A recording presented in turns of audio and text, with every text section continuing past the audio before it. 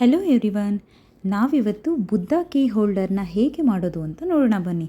ಇಲ್ಲಿ ready Buddha drawing ಇರೋ MDF key ಹೋಲ್ಡರ್ನ ತೊಗೊಂಡಿದ್ದೀನಿ. ಇದನ್ನು ಬಿಡಿಸಿಯಲ್ಲಿ ಪರ್ಚೇಸ್ ಮಾಡಿದ್ದು. ಯಾವ ಶೇಪ್ ಆರ್ ಡಿಸೈನ್ ಬೇಕಾದರೂ ತೊಗೋಬೋದು. ಮೌಲ್ಡೆಡ್ ಕ್ಲೇನ ಪೌಡರ್ ಹಾಕ್ಕೊಂಡು ಸ್ವಲ್ಪನೇ ಚೆನ್ನಾಗಿ ನಾದ್ಕೋಬೇಕು. ಈವನ್ ಡಿಸೈನ್ ಮಾಡುವಾಗ ಕೂಡ ಇದನ್ನು ಪೌಡ್ರ್ ಹಾಕ್ಕೊಂಡು ನಾದೋದ್ರಿಂದ ಕ್ರ್ಯಾಕ್ಸ್ ಬರೋದಿಲ್ಲ. ಈ ಕ್ಲೇನ ಸ್ವಲ್ಪನೇ ತೊಗೊಂಡು ಮಿಕ್ಸ್ ಮಾಡಿ, ಇಲ್ಲ ಅಂತ ಅಂದರೆ ಗಟ್ಟಿಯಾಗಿಬಿಡುತ್ತೆ. ಒಂದೇ ಸಲ ಗಟ್ಟಿ ಆಯಿತು ಅಂತ ಅಂದರೆ ಮತ್ತೆ ಯೂಸ್ ಮಾಡೋಕ್ಕೆ ಕಷ್ಟ ಆಗುತ್ತೆ. ಮಿಕ್ಸ್ ಮಾಡ್ಕೊಂಡಿರೋ ಕ್ಲೇನ ಒಂದೊಂದಾಗಿ ಸ್ಟ್ರೈಪ್ಸ್ ಥರ ಮಾಡಿಕೊಂಡು ಅದನ್ನು ಡಿಸೈನ್ ಮೇಲೆ ಸ್ಟಿಕ್ ಮಾಡ್ತಾ ಹೋಗಬೇಕು. ಹೀಗೆ ಕ್ಲೇನ ಡಿಫ್ರೆಂಟ್ ಶೇಪ್ಸ್ ಮಾಡಿಕೊಂಡು ವಿಡಿಯೋದಲ್ಲಿ ತೋರಿಸಿರೋ ಹಾಗೆ ಡಿಸೈನ್ ಮೇಲೆ ಅಂಟಿಸ್ತಾ ಹೋದರೆ ನಮ್ಮ ಡಿಸೈನ್ ಕಂಪ್ಲೀಟ್ ಆಗ್ತಾ ಹೋಗುತ್ತೆ. ಆ್ಯಂಡ್ ಫೈನಲ್ ಲುಕ್ ಹೇಗಿರುತ್ತೆ ಅಂತ ನೋಡೋಣ ಬನ್ನಿ.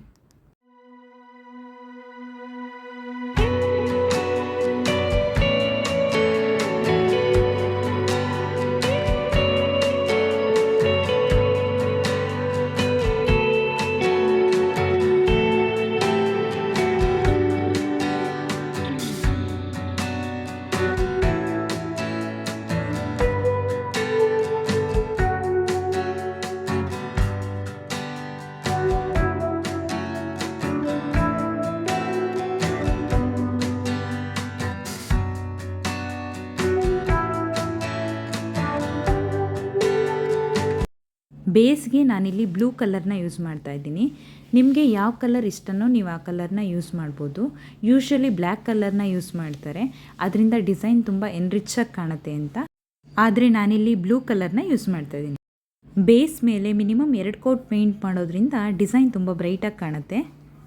ಒನ್ಸ್ ಕಲರ್ ಎಲ್ಲ ಡ್ರೈ ಆದಮೇಲೆ ಗೋಲ್ಡನ್ ಕಲರ್ನ ಸ್ಪಾಂಜಿಂದ ಡಿಸೈನ್ ಮೇಲೆ ಟ್ಯಾಪ್ ಮಾಡ್ತಾ ಇದ್ದೀನಿ. ಇದರಿಂದ ಟೆಕ್ಸ್ಚರ್ ತುಂಬ ಚೆನ್ನಾಗಿ ಬರುತ್ತೆ, ತುಂಬ ಎಲಿಗೆಂಟ್ ಲುಕ್ ಬರುತ್ತೆ.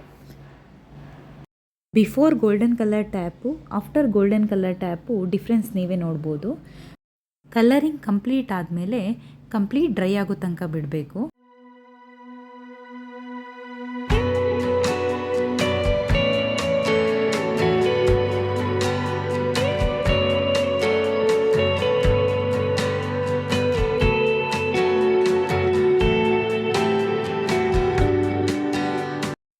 ಎಲ್ಲ ಕಂಪ್ಲೀಟ್ ಆದ ನಂತರ ನನ್ನ ಹತ್ರ ವೈಟ್ ಬೀಡ್ಸ್ ಇತ್ತು, ಅದರಿಂದ ಡಿಸೈನ್ನ ಡೆಕೋರೇಟ್ ಮಾಡ್ತಾ ಇದ್ದೀನಿ.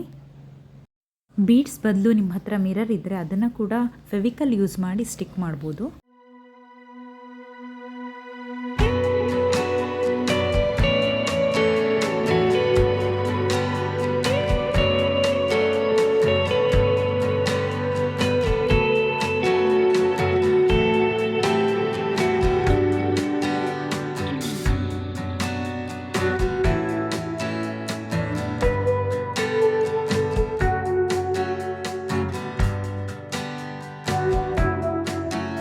And the final look is very beautiful. ನೀವು ಇದನ್ನ ಮನೇಲಿ ಟ್ರೈ ಮಾಡ್ಬೋದು.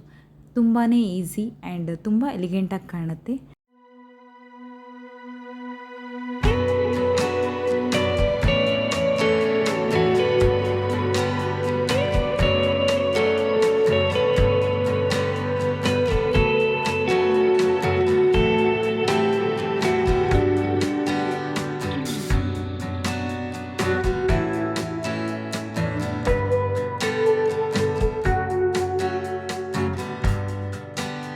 Thank you for watching.